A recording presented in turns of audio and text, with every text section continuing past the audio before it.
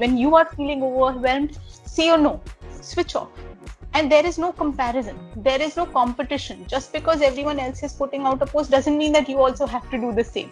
The way we use social media these days have drastically changed after the pandemic, and our posting habits have changed too. We no longer feel like posting about our happy pictures or the cake we baked at home. But since we can't go outside and we are constantly looking for social stimulation, we end up using social media even when we don't want to. And what we see and we do on our social feeds impact our mental health.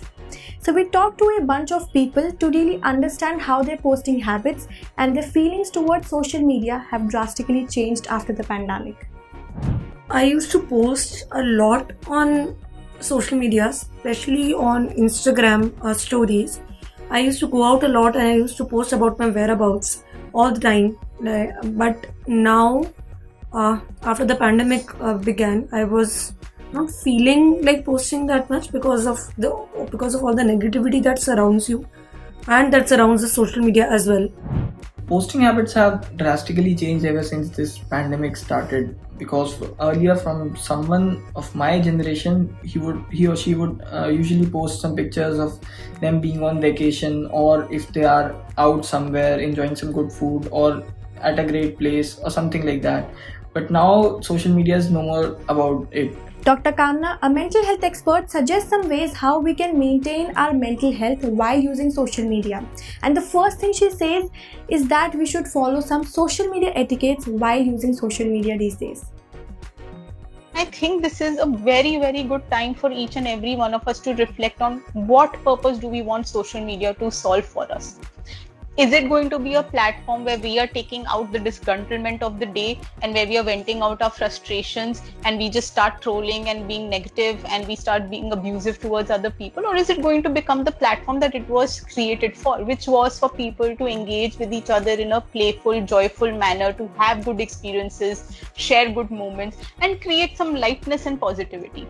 I think that's one of the biggest things that we all need to engage. Social media can be overwhelming for many, and the second best thing we should always keep in our mind is that all that you see on social media is not the complete reality. I'm feeling exhausted and distracted while I'm using social media these days, and that is the reason why I've disabled my Instagram account 2 weeks back.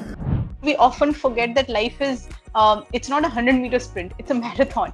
So you need things which can make you happy and feel contentment for the long run, and not something which is just going to give you that instantaneous gratification, like putting up a post, getting 100 likes and feeling great, okay, right now I feel absolutely fabulous.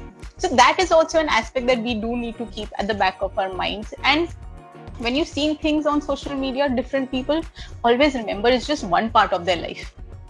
Life has many facets to it.